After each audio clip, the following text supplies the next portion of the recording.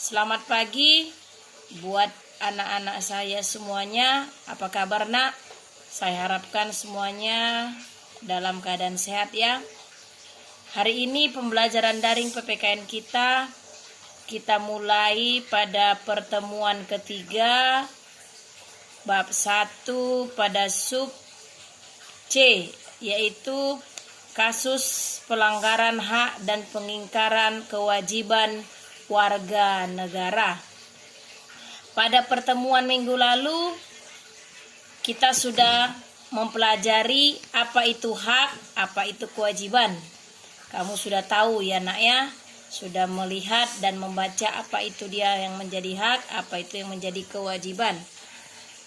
Pada pagi hari ini kita mempelajari bagaimana penyebab dan apa yang menyebabkan terjadinya pelanggaran hak dan pengingkaran kewajiban negara. Sering kita mendengar bahwa pelanggaran hak warga negara itu sering terjadi ketika warga negara tidak dapat menikmati atau memperoleh haknya sebagaimana mestinya yang ditetapkan oleh undang-undang. Seseorang itu tidak dapat menikmati atau memperoleh haknya sehingga terjadilah pelanggaran hak warga negara. Merupakan akibat dari adanya pelalaian atau pengingkaran terhadap kewajiban baik yang dilakukan oleh pemerintah maupun warga negara itu sendiri.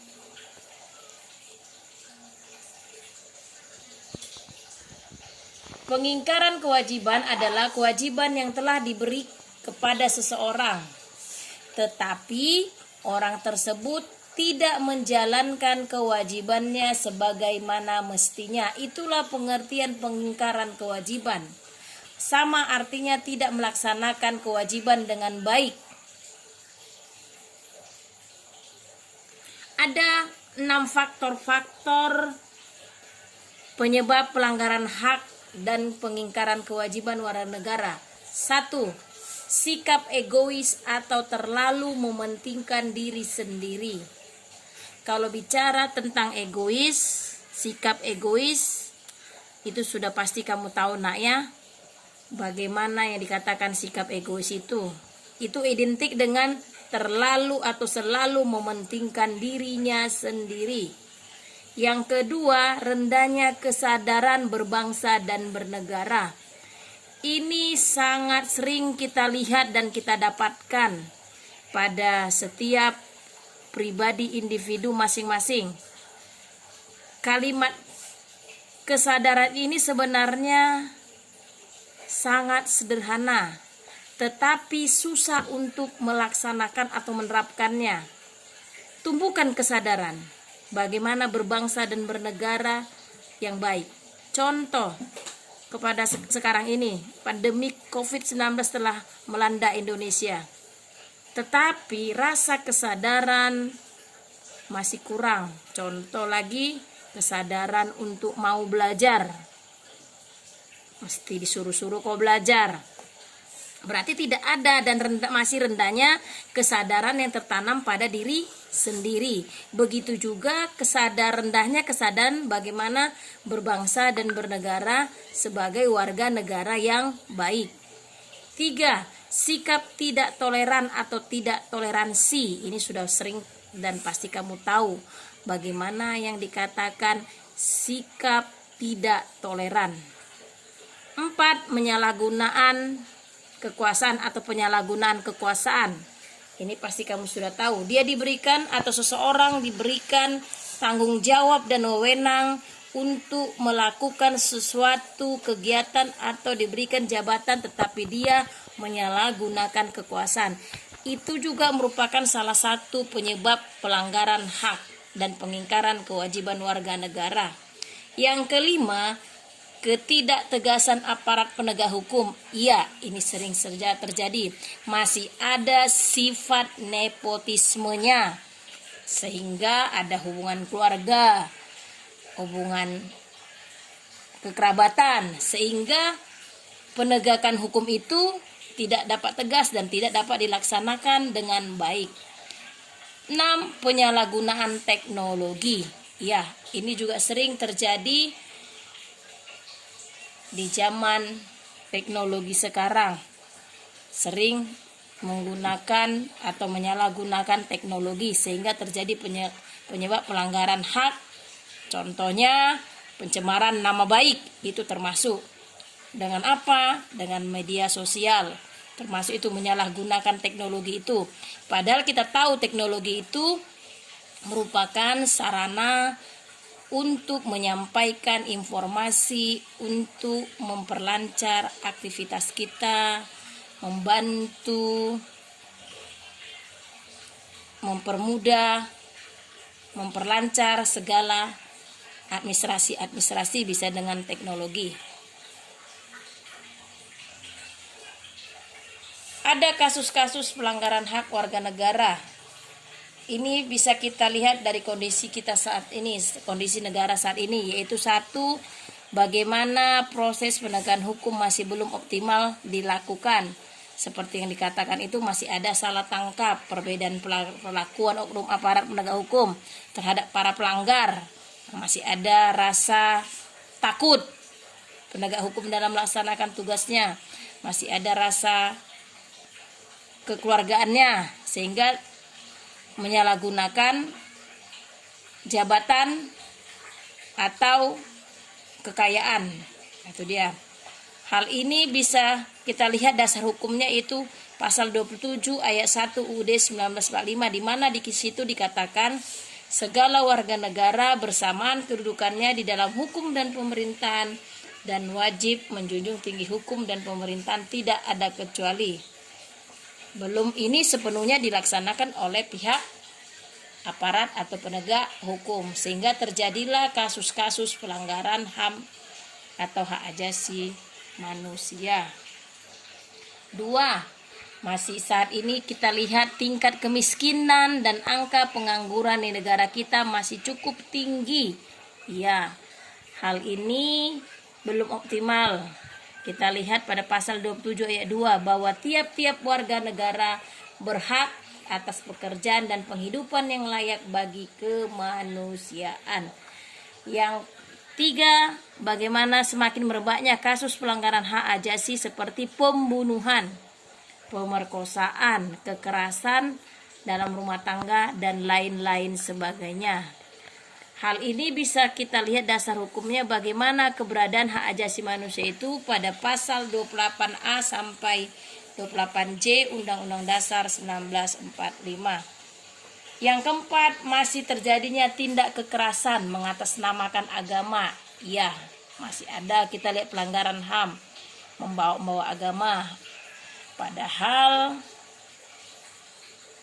jelas dikatakan pada pasal 29 ayat 2 bahwa negara menjamin kemerdekaan tiap-tiap penduduk untuk memeluk agamanya masing-masing dan untuk beribadat menurut agamanya dan kepercayaannya itu.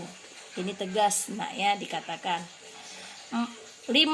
Angka putus sekolah yang cukup tinggi. Ya. Sehingga terjadinya, inilah merupakan faktor terjadinya pelanggaran HAM, bahwa seperti yang kamu menikmati sekarang ini, pendidikan sudah diterapkan di Indonesia dan merupakan dasar hukumnya itu pasal 31 ayat 1 UUD 1945. Di situ dikatakan bahwa setiap warga negara berhak mendapatkan pendidikan. 6. Pelanggaran hak cipta, misalnya peredaran VCD, DVD bajakan, perilaku plagiat atau mencontoh dalam membuat sebuah karya dan sebagainya. Jangankan untuk VCD dan DVD, tugas saja masih banyak yang contek, masih banyak plagiat. Nah, itu dia. Sehingga terjadilah pembodohan. Kalau dia dicontoh bisa diubah dikit-dikit nggak apa-apa. Ini bulat-bulat dia, titiknya juga sama, komanya sama. Nah, itu dia. Jadi contoh-contoh yang diuraikan di atas membuktikan bahwa tidak sepenuhnya hak warga negara itu dikarenakan adanya kelalaian dalam pemenuhan kewajiban, sebagaimana yang dipersyaratkan dalam Undang-Undang Dasar 1945 dan ketentuan perundang-undangan lainnya. Hal tersebut apabila tidak segera diatasi dapat mengganggu kelancaran proses pembangunan yang sedang dilaksanakan atau yang ada di Indonesia. 3. Kasus pengingkaran kewajiban warga negara, yaitu sangat sederhana sekali, mulai dari sederhana sampai berat. Di antaranya yaitu membuang sampah sembarangan. Iya, ini pengingkaran kewajiban, ini termasuk tidak melaksanakan kewajibannya dengan baik, membuang sampah sembarangan. Habis makan kau buang sampahmu padahal adanya tong sampah di situ besar-besar, tapi masih kamu buang dengan sembarangan. B. Melanggar aturan berlalu lintas. Iya, misalnya tidak memakai helm, ini sering dilakukan dan sangat nampak kita lihat. Tidak mempunyai surat izin, iya, tidak punya SIM tapi mau berkendaraan. Mengemudi tidak mematuhi rambu-rambu lalu lintas, tidak membawa surat tanda-tanda nomor kendaraan atau disebut STNK dan lain-lain sebagainya. Terus merusak fasilitas negara, misalnya mencoret-coret, ya, bangunan umum, misalnya sekolah, rumah ibadah, kantor-kantor dan lain-lain, merusak jaringan-jaringan telepon dan sebagainya. D. Tidak membayar pajak kepada negara, ya, contoh lupa dia membayar pajak bumi, bangunan, dan pajak kendaraan bermotor atau retribusi parkir. E. Tidak berpartisipasi dalam usaha pertahanan dan keamanan negara, misalnya mangkir dari kegiatan siskamling. Jadi yang di atas tadi merupakan pengingkaran kewajiban apabila tidak segera diatasi akan berakibat pada proses pembangunan yang tidak lancar. Terakhir, penanganan pelanggaran hak dan pengingkaran kewajiban negara antara lain yaitu upaya pemerintah dalam penanganan kasus pelanggaran hak dan pengingkaran kewajiban warga negara sebagai berikut, yaitu bagaimana supremasi hukum dalam demokrasi harus ditegakkan, yaitu harus dikemukakan melibatkan partisipasi masyarakat semuanya dalam kehidupan berbangsa dan negara.